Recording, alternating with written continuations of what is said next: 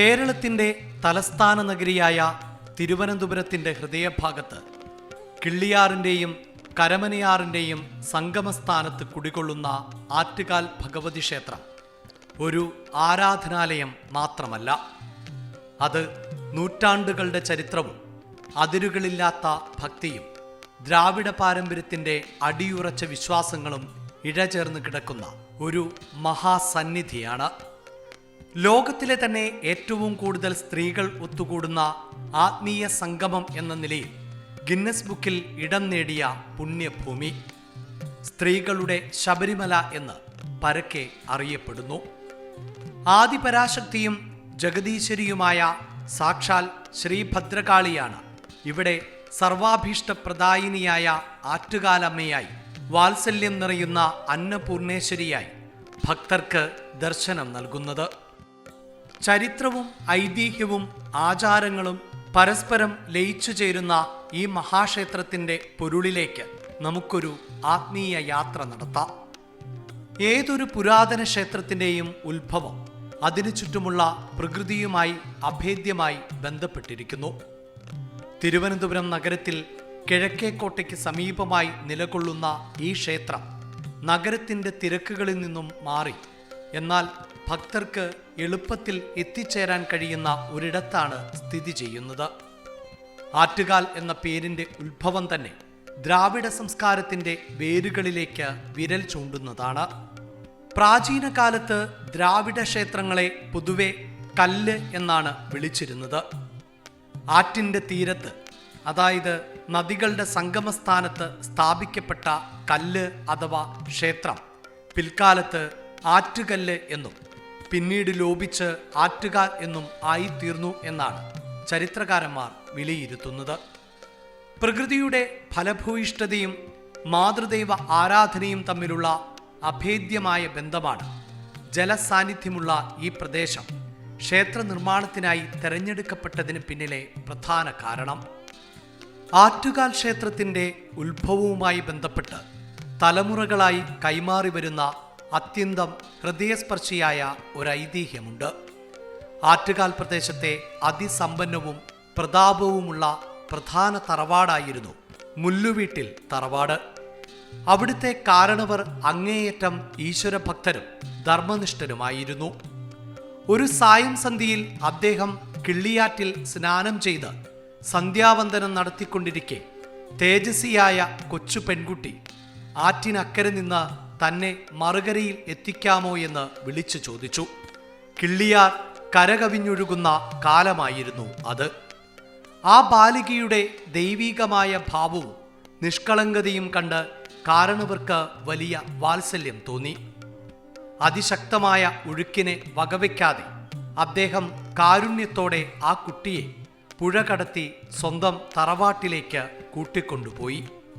അത്യന്തം ആദരവോടെ ആ ബാലികയെ സ്വീകരിച്ചിരുത്തിയ ശേഷം അവൾക്ക് കഴിക്കാൻ അവലും മലരും ഇളനീരും പഴവും ഒരുക്കാനായി അദ്ദേഹം അകത്തേക്ക് പോയി. എന്നാൽ തിരികെ വന്നപ്പോൾ ആ ബാലിക അവിടെയുണ്ടായിരുന്നില്ല. എത്ര തിരഞ്ഞിട്ടും കുട്ടിയെ കണ്ടെത്താനാകാതെ കടുത്ത വിഷമത്തോടെയും മനസ്താപത്തോടെയുമാണ് അദ്ദേഹമെന്ന് ഉറങ്ങാൻ കിടന്നത്. അന്ന് രാത്രി പ്രപഞ്ചനാഥനായ ഭഗവതി അദ്ദേഹത്തിന് സ്വപ്ന ദർശനം നൽകി. തൻ്റെ മുന്നിൽ ബാലികാരൂപത്തിൽ വന്നത് സാക്ഷാൽ മഹാമായയാണ് എന്നും താൻ അവിടെ കുടിയിരിക്കുകയാണ് എന്നും ഭഗവതി അരുൾ ചെയ്തു. അടുത്ത ദിവസം രാവിലെ സമീപത്തുള്ള കാവിൽ താൻ അടയാളപ്പെടുത്തുന്ന സ്ഥലത്ത് 3 വരകൾ കാണുമെന്നും അവിടെ ക്ഷേത്രം പണിയിച്ച് തന്നെ പ്രതിഷ്ഠിക്കണമെന്നും ദേവി നിർദ്ദേശിച്ചു. പുലർച്ചെ തന്നെ ഉണർന്ന് കാവിലെത്തിയ കാരണവർ അക്ഷരാർത്ഥത്തിൽ അത്ഭുതപ്പെട്ടുപോയി. സ്വപ്നത്തിൽ അരുൾ ചെയ്തതുപോലെ ശൂലത്താൽ അടയാളപ്പെടുത്തിയ 3 രേഖകൾ അവിടെ ഉണ്ടായിരുന്നു. തുടർന്ന് ദൈവജ്ഞരെ വിളിച്ച് പ്രശ്നം വെപ്പിച്ചു നോക്കിയപ്പോൾ സ്വപ്നദർശനം അക്ഷരം പ്രതി ശരിയാണ് എന്ന് സ്ഥിരീകരിക്കുകയും അവിടെ ചെറിയൊരു കോവിലുണ്ടാക്കി ഭഗവതിയെ കുടിയിരുത്തുകയും ചെയ്തു. സാക്ഷാൽ കൊടുങ്ങല്ലൂർ ഭഗവതി തന്നെയാണ് ഈ ബാലികയുടെ രൂപത്തിൽ വന്നതെന്നാണ് വിശ്വാസം. ആറ്റുകാൽ ഭഗവതിയുടെ ഐതിഹ്യത്തെക്കുറിച്ച് പറയുമ്പോൾ ഏറ്റവും കൂടുതൽ ചർച്ച ചെയ്യപ്പെടുന്ന വിഷയമാണ് ചിലപ്പതികാരത്തിലെ വീരനായികയായ കണ്ണകിയുമായുള്ള ബന്ധം.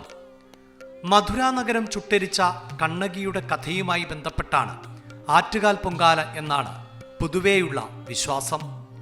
തെറ്റിദ്ധാരണയുടെ പുറത്ത് പാണ്ഡ്യരാജാവ് തൻ്റെ ഭർത്താവായ കോവലനെ വധിച്ചതിൽ കോപിച്ച് സ്വന്തം മാറിടം പറിച്ചെറിഞ്ഞ് മധുര കത്തിച്ചാമ്പലാക്കിയ കണ്ണകിയെ ആശ്വസിപ്പിക്കുന്നതിനായി ജനങ്ങൾ പൊങ്കാല നൽകി എതിരേറ്റു എന്നും ആ കണ്ണകി കൊടുങ്ങല്ലൂരിലേക്കുള്ള യാത്രാമധ്യേ ആറ്റുകാലിൽ വിശ്രമിച്ചു എന്നുമാണ് കഥ. എന്നാൽ ശാക്തേയ വിശ്വാസപ്രകാരവും ക്ഷേത്രത്തിലെ അനുഷ്ഠാനപ്രകാരവും ആറ്റുകാലമ്മ സാക്ഷാൽ ആദിപരാശക്തിയായ ശ്രീ ഭദ്രകാളിയാണ്.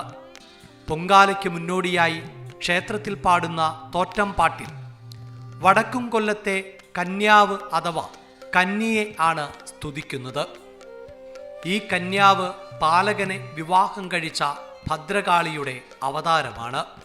നിരപരാധിയായ ഭർത്താവിനെ പാണ്ഡ്യരാജാവ് അന്യായമായി വധിച്ചതിൽ കോപം പൂണ്ട് ഈ കന്യാവ് സ്വയം കാളീരൂപം ധരിച്ച് പാണ്ഡ്യരാജാവിനെ വധിക്കുകയാണുണ്ടായത്. കണ്ണകിക്കും കന്യാവിനും തമ്മിൽ കഥാപരമായി ചില സാമ്യങ്ങൾ ഉണ്ട് എങ്കിലും രണ്ടും തികച്ചും വ്യത്യസ്തമായ സങ്കല്പങ്ങളാണ്. തോറ്റംപാട്ടിൻ്റെ 9-ാം ദിവസം കാളി രൗദ്രരൂപത്തിൽ പാണ്ഡ്യരാജാവിൻ്റെ മുന്നിലെത്തുകയും ഭഗവതിയുടെ പള്ളിവാളിനിരയായി പാണ്ഡ്യരാജാവ് വധിക്കപ്പെടുകയും ചെയ്യുന്നു. പാണ്ഡ്യശിരസ് കൈകളിലേന്തി വിജയഭേരി മുഴക്കി കൈലാസത്തിലേക്ക് മഹാദേവനെ കാണാൻ ഭദ്രകാളി പോകുന്ന സമയത്താണ് ദേവിയുടെ വിജയം ആഘോഷിക്കാനും അനുഗ്രഹം തേടാനുമായി ഭക്തർ പൊങ്കാല സമർപ്പിക്കുന്നത്. ഈ ചരിത്രപരമായ സൂക്ഷ്മത മനസ്സിലാക്കേണ്ടത് ക്ഷേത്രത്തിൻ്റെ യഥാർത്ഥ ശാക്തേയ പാരമ്പര്യം ഉൾക്കൊള്ളാൻ അത്യന്താപേക്ഷിതമാണ്. കാലക്രമേണ ചെറിയൊരു കാവിൽ നിന്നും ഇന്നത്തെ രൂപത്തിലുള്ള മഹാക്ഷേത്രമായി ആറ്റുകാൽ ക്ഷേത്രം വളർന്നു. പിൽക്കാലത്ത് ഒരിക്കൽ വലിയൊരു മരം വീണ് ക്ഷേത്രത്തിന് കാര്യമായ കേടുപാടുകൾ സംഭവിച്ചിരുന്നു. ആ കാലഘട്ടത്തിൽ തിരുവിതാംകൂറിൽ ഉണ്ടായിരുന്ന ബദരീനാഥിലെ പൂജാരിയും അതിപ്രശസ്തനായ ജ്യോത്സ്യനുമായിരുന്ന ശങ്കര ജ്യോത്സ്യരുടെ കാർമ്മികത്വത്തിലാണ് ക്ഷേത്രത്തിലെ പുനഃപ്രതിഷ്ഠ നടന്നത്. ദാരുവിൽ നിർമ്മിച്ച ചതുർബാഹുവായ അതിമനോഹരവും രൗദ്രഭാവം സ്ഫുരിക്കുന്നതുമായ വിഗ്രഹമാണ് ഇവിടെയുള്ളത്. ഈ ദാരുവിഗ്രഹത്തിൽ നേപ്പാളിലെ ഗണ്ഡകി നദിയിൽ നിന്നുള്ള വിശിഷ്ടമായ സാളഗ്രാമങ്ങൾ നിറച്ചിട്ടുണ്ട് എന്നത് ഇതിൻ്റെ ചൈതന്യം 10 മടങ്ങ് വർദ്ധിപ്പിക്കുന്നു. കൈകളിൽ വാൾ, പരിച, ശൂലം, കങ്കാളം എന്നിവ ധരിച്ച് ദാരികവധത്തിന് ശേഷം വേതാളപ്പുറത്തിരിക്കുന്ന ഭദ്രകാളിയുടെ വിശ്വരൂപത്തിലാണ് പ്രധാന പ്രതിഷ്ഠ. കാലാന്തരത്തിൽ ക്ഷേത്രഭരണം ആറ്റുകാൽ ഭഗവതി ക്ഷേത്രം ട്രസ്റ്റ് ഏറ്റെടുക്കുകയും ദാരുവിഗ്രഹത്തിൽ സ്വർണം പതിപ്പിക്കുന്നതുൾപ്പെടെയുള്ള പ്രവർത്തനങ്ങൾ നടപ്പിലാക്കുകയും ചെയ്തു. പ്രധാന പ്രതിഷ്ഠയായ ഭഗവതിയെ കൂടാതെ നിരവധി ഉപദേവന്മാരും ഈ ക്ഷേത്ര സമുച്ചയത്തിൽ കുടികൊള്ളുന്നുണ്ട്. അതിലേറ്റവും പ്രധാനപ്പെട്ടത് പടിഞ്ഞാറോട്ട് ദർശനമായി പ്രതിഷ്ഠിച്ചിട്ടുള്ള മഹാദേവനാണ്. ശിവന്റെ സാന്നിധ്യം ഈ ക്ഷേത്രത്തെ കൂടുതൽ ശക്തമാക്കുന്നു. ഇതുകൂടാതെ കിഴക്കോട്ട് ദർശനമായി മഹാഗണപതിയും അകത്തെ മണ്ഡപത്തിനു മുകളിലായി മുരുകനും പ്രതിഷ്ഠിക്കപ്പെട്ടിട്ടുണ്ട്. ശിവചൈതന്യമുള്ള മാടൻ തമ്പുരാൻ, ശിവന്റെ കണ്ഠാഭരണമായ വാസുകി സങ്കല്പത്തിലുള്ള നാഗരാജാവ്, കൂടാതെ ക്ഷേത്രത്തൂണിൽ കൊത്തിവെച്ചിട്ടുള്ളതും ഭക്തർ വലിയ പ്രാധാന്യത്തോടെ ആരാധിക്കുന്നതുമായ ഹനുമാൻ സ്വാമിയുടെ രൂപവും ക്ഷേത്രത്തിൻ്റെ ആത്മീയ പരിവേഷം പൂർണ്ണമാക്കുന്നു. ആറ്റുകാൽ ക്ഷേത്രത്തെ ലോകപ്രശസ്തമാക്കുന്നത് കുംഭമാസത്തിൽ നടക്കുന്ന പൊങ്കാല മഹോത്സവമാണ്. അനന്തപുരിയുടെ ദേശീയ ഉത്സവം എന്ന് വിശേഷിപ്പിക്കപ്പെടുന്ന ഈ ചടങ്ങ് കാർഷിക സമൃദ്ധിയുമായി വളരെയധികം ബന്ധപ്പെട്ടു കിടക്കുന്നു. മകരക്കൊയ്ത്ത് കഴിഞ്ഞ് ലഭിക്കുന്ന പുതുനെല്ല് കുത്തി അരിയാക്കി അതിലൊരു വിഹിതം സന്തോഷസൂചകമായി പായസം, അട, മണ്ടപ്പുറ്റ് തുടങ്ങിയ രൂപത്തിൽ ഭഗവതിക്ക് സമർപ്പിക്കുന്ന പഴയകാല കർഷക പാരമ്പര്യത്തിൻ്റെ തുടർച്ചയാണിത്.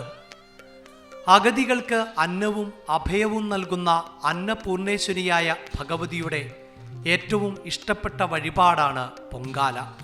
കാർത്തിക നാളിൽ തോറ്റംപാട്ടുപാടി കാപ്പുകെട്ടി കൊടുങ്ങല്ലൂരിൽ നിന്നും ഭദ്രകാളിയെ ആവാഹിക്കുന്നതോടെയാണ് 10 ദിവസം നീണ്ടു നിൽക്കുന്ന ഉത്സവത്തിന് തുടക്കമാകുന്നത്.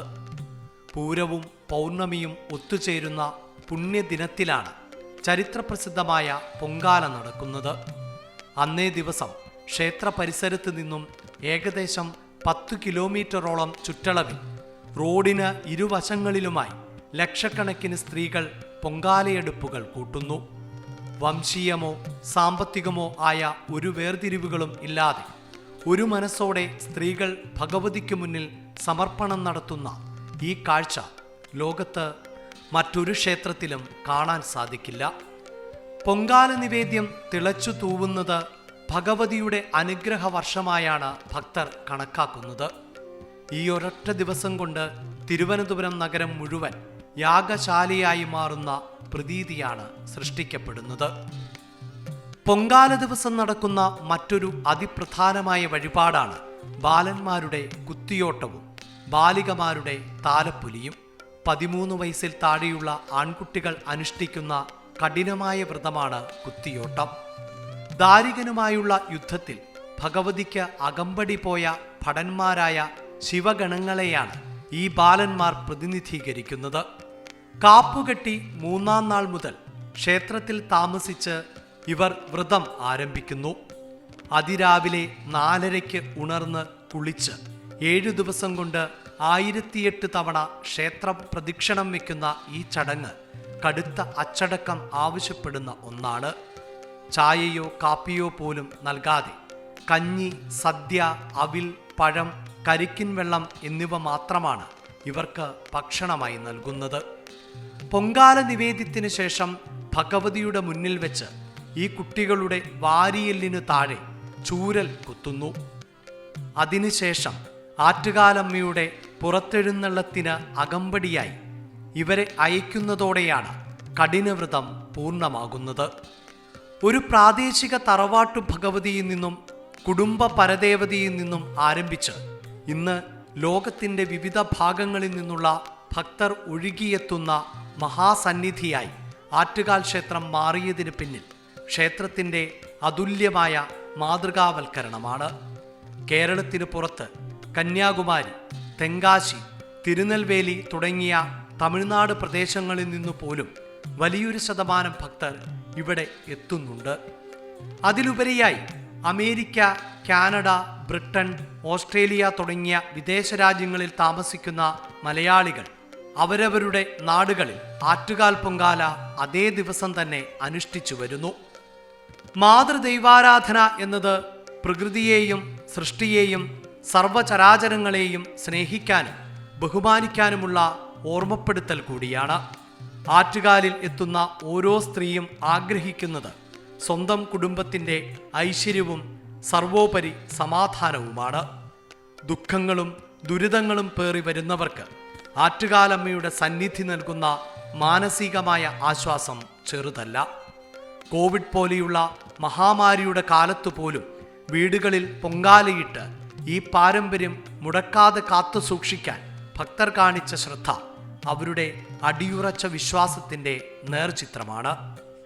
പാടിക്കാപ്പഴിക്കലും ഗുരുതിയും കഴിഞ്ഞ് ഉത്സവം സമാപിക്കുമ്പോഴും അടുത്ത വർഷത്തെ പൊങ്കാലയ്ക്കായുള്ള കാത്തിരിപ്പ് ഓരോ ഭക്തന്റെയും മനസ്സിൽ അപ്പോഴേക്കും തുടങ്ങിക്കഴിഞ്ഞിട്ടുണ്ടാകും. കാലം എത്ര മാറിയാലും സാങ്കേതിക വിദ്യ എത്ര വളർന്നാലും മനുഷ്യന്റെ അടിസ്ഥാനപരമായ ആശ്രയബോധത്തിനും ഈശ്വരവിശ്വാസത്തിനും മാറ്റം വരുന്നില്ല എന്നതിൻ്റെ ഏറ്റവും വലിയ തെളിവാണ് ആറ്റുകാൽ ക്ഷേത്രവും ഇവിടുത്തെ പൊങ്കാല മഹോത്സവവും.